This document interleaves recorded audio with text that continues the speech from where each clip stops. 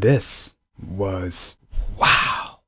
All 6 episodes had me on the edge of my seat. I was so entertained, and just with the concept of heaven, hell, cult following, religion, and the concept of people with sins being targeted by these things called the angels of death and being sent to hell. Well, at first that's what we thought. It was just so much fun to watch. And also, I didn't read the webtoon.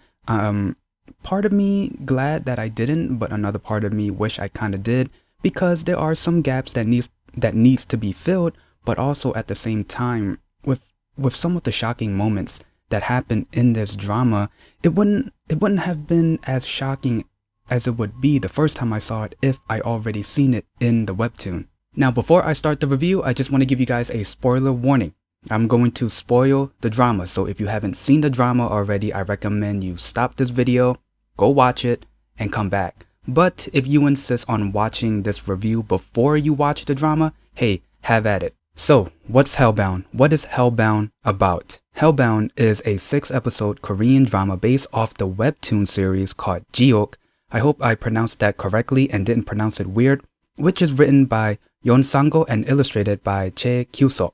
Hellbound is about when a person who commits any wrongdoings will receive a prophecy to when they're going to die. When that time comes, these beings called the angels of death will appear in front of them, kill them, and send them to hell. Now, with all of these phenomenons happening, dealing with heaven, hell, God, and angels, religion is going to be involved, and followers of that religion is going to be involved as well, but I will get to it when I talk about the characters. Now let's get to the characters. First, we have our main character, Jinsu. He is the leader of the religious group, The New Truth. He's the one that speaks about the death angels coming from hell, and all of this is the work of God. He also says that the death angels are targeting people with sins. Sure they are. Next, we have Haejin. She's a lawyer who stands against the religious group and the followers of the religious group, the Arrowheads. Next, we have Kyung-hoon. He is a detective who investigates the cases involving the angels of death. In the first 3 episodes, we see Haejin and Kyung-hoon working together. Next, we have JeongJa. He's a PD for a broadcasting station and tries to dig up the truth behind the religious group, The New Truth. And we have his wife, Soyeon, but we don't see these two until episode 4. And then we have the angels of death, these dark, smoky, looking like if you wrap licorice together or something type of beings.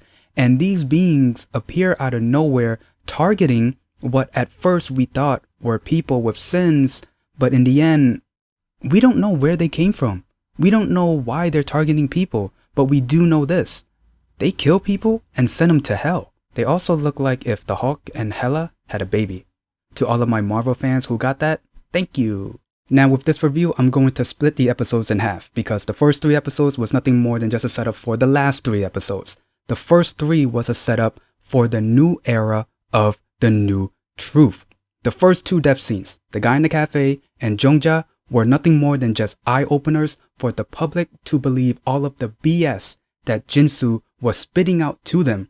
I mean, yeah, he did warn them before and they didn't believe him, but because of using the events that happened and playing with their fears, he basically has the public in the palm of his hands. With the first death scene, the guy in the cafe, we've seen his death scene already in the trailer. I really don't have to explain much on that. But then when we get to JeongJa's death scene, first, it was broadcast, which was, whoa, out of line. And also they had cameras, they have lights, they had an announcer. And then also they cut a hole out of her house so everyone can see. Everyone who was there live in person can witness someone's death. And then we get to the final death scene in the first half of the drama, and it's none other than Jinsu's death scene. That's right, Jinsu, the main character, the one who was influencing people, the one who was convincing people that all of this phenomenon is happening is because it's making the world better. It's the work of God, even though behind the scenes, he has no clue on why it's happening. 20 years ago, he received a prophecy. So from the time that he received the prophecy to when he dies, he was just warning people, spitting out the BS that he's been spitting out since day one. and really playing into the events, using the events, playing with people's fears, and pretty much having them in the palm of his hands. So everything that he planned since day one, he succeeded.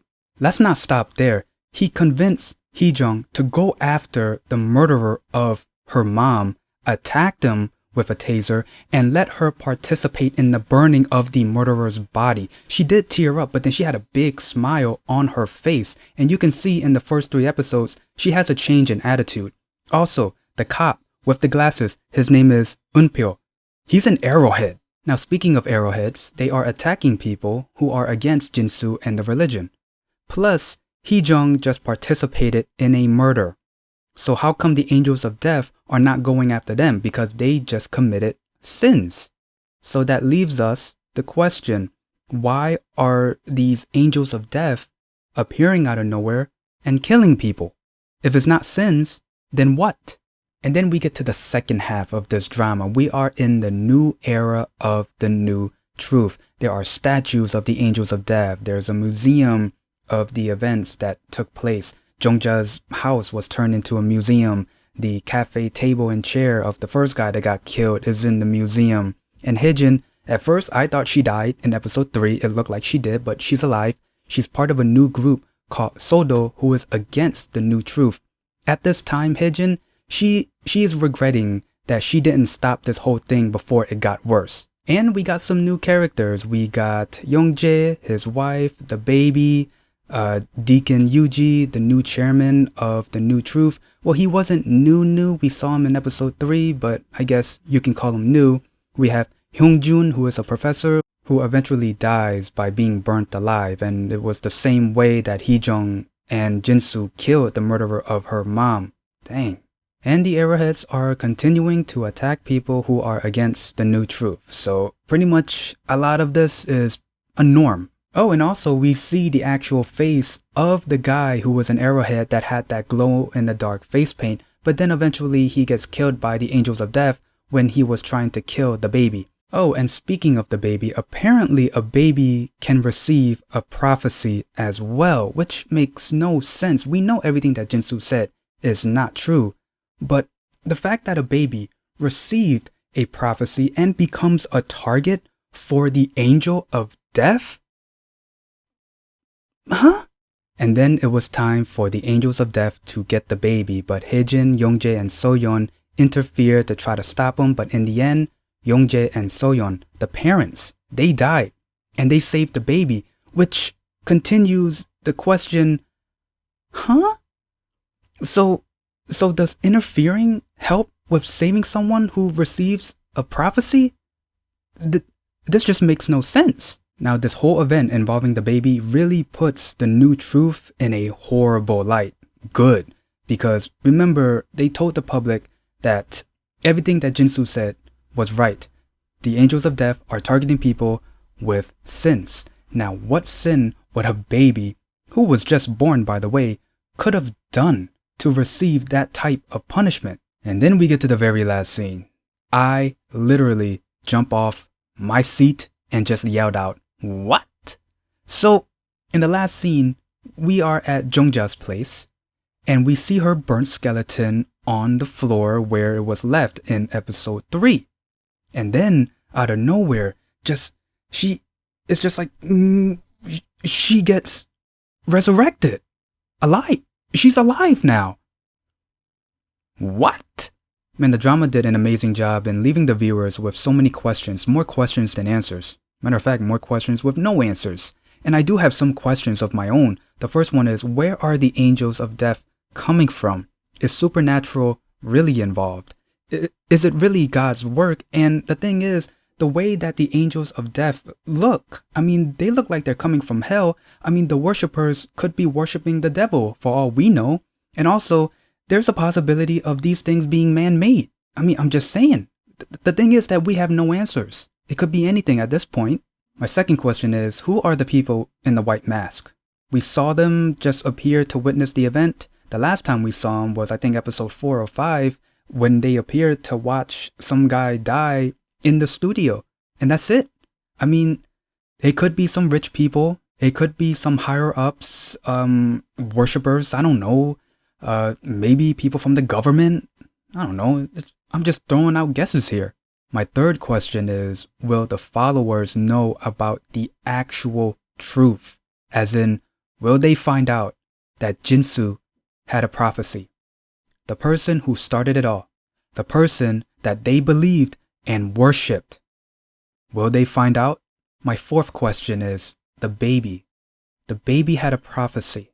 The angels of death were going after the baby. But the parents stood in their way and they died, and the baby was alive.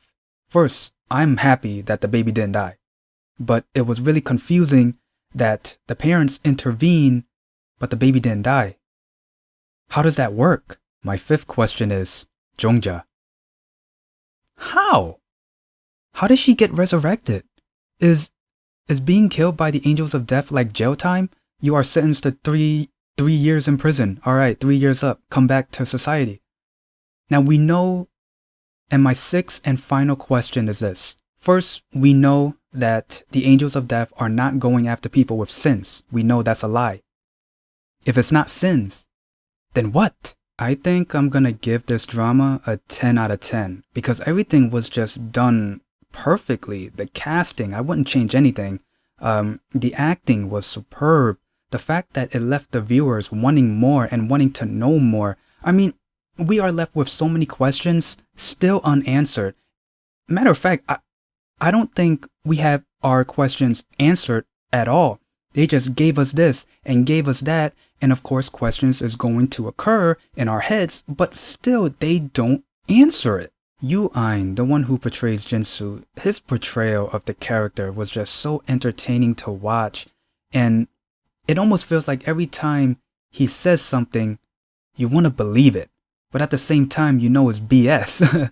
Man, it just shows that he is an amazing actor. And also, the scenes with the angels of death.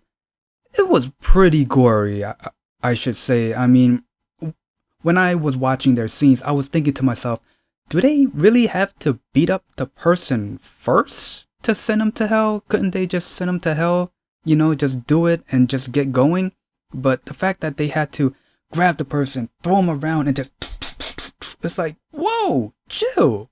And yeah, that's pretty much the gist of my review and the drama. If there's anything I might have missed, please leave in the comments below. If you guys have any questions about the drama and you want my opinion on it, I will reply back. And I want to know your guys' thoughts on the drama. Did you guys like it? Did you guys hate it? Are you guys confused like I am? I'm still confused now while doing this review.